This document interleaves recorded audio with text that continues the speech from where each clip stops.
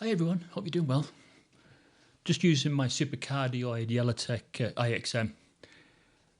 Tell me what the sound's like, whether you like the sound or not. Right, I've got my Bible here, and because we're living in these unique times, I decided to just go over a portion of scripture that I remember and I've read thousands and thousands of times in the past.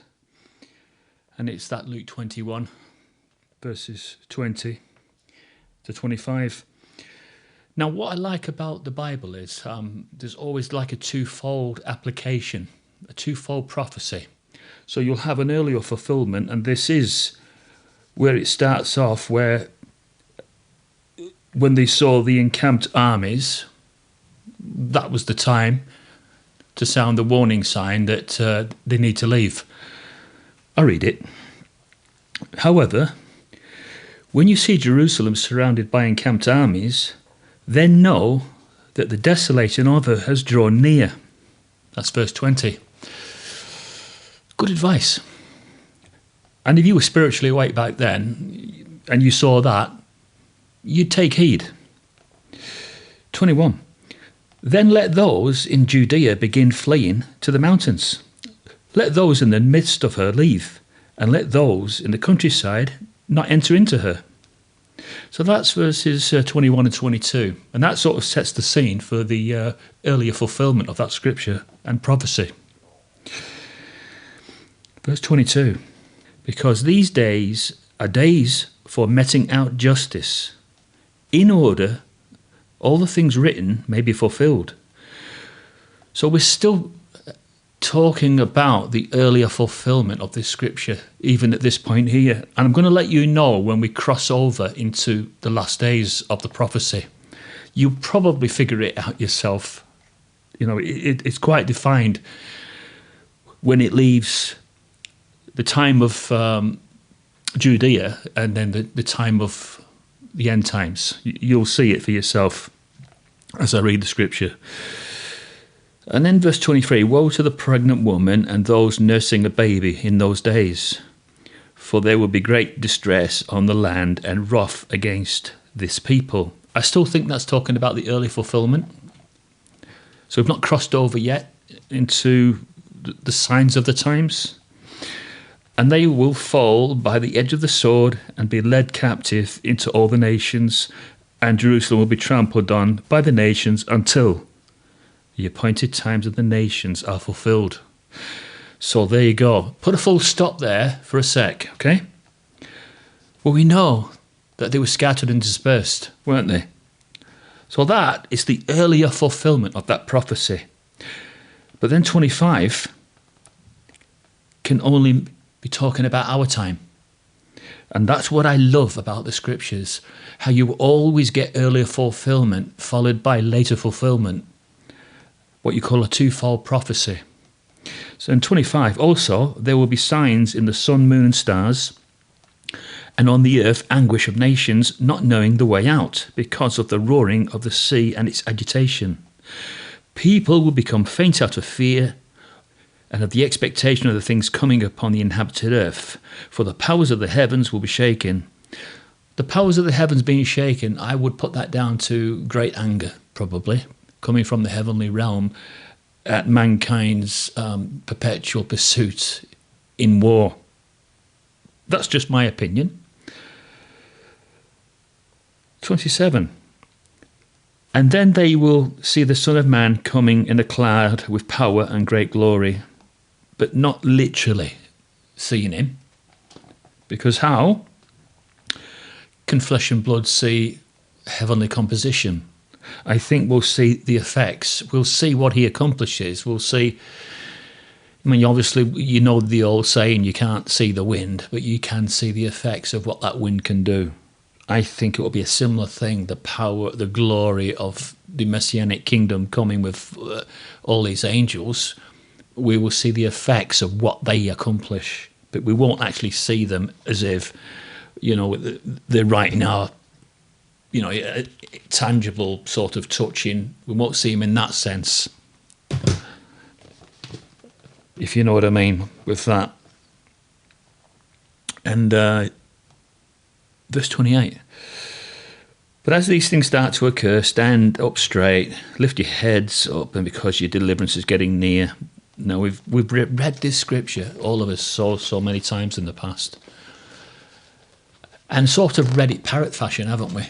You know, you've been on the platform as a brother, you give your discourse, you've read this scripture, but you've not been able to identify with it. You've always put it down to the fact that, oh, that's in the future, that's in the last days, that's in the future. But if we're in that period now, then this scripture is going to have a much more greater meaning in our life, isn't it? We're going to want to know more about this scripture than we previously did, because we could not really identify with it at that time. But now we can identify with it, because many of us believe that this is now being fulfilled. As each day passes, we will be getting closer to this sign in the sun, moon and stars. The sign in the sun, moon and stars, for me, will be indelible evidence of God's existence.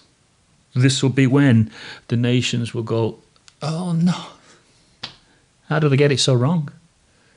So God did exist. Everything in the Bible was true. And they'll look up and see a sign in the sky.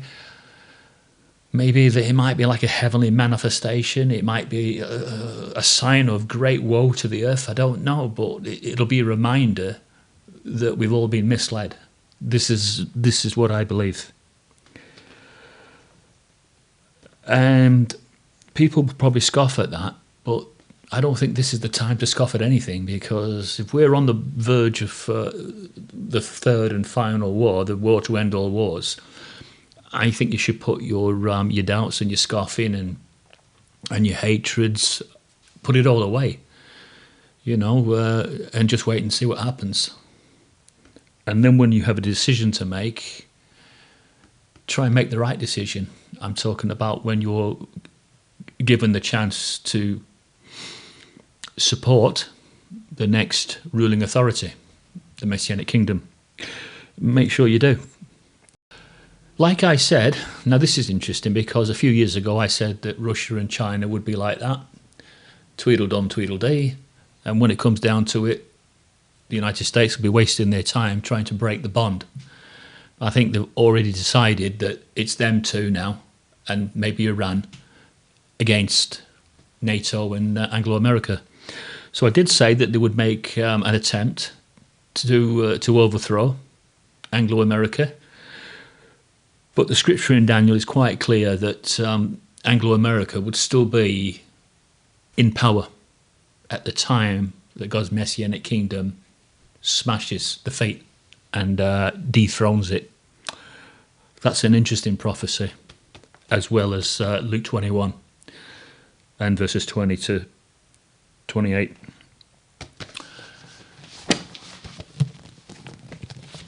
Still got it. Found it the other day, yeah. And it's still in good condition. It still looks quite new. Really nice and leafy. That's what I used to miss. Old school, flicking through with your fingers, the leafy pages of the scriptures. Okay, you couldn't be as lightning quick as you can with modern technology, because, you go on your app now and you just go, bam, bang, the scripture's right there. You just read it right away. Kind of takes away the hands-on appeal that old-fashioned people like. And I'm still caught between the two, me. I'm a bit old-fashioned, obviously you can see because of my 70s hairstyle. So I'm a bit old-fashioned, and I'm stuck between the two, and I still like technology, modern technology. So, I'm being sort of pulled either way.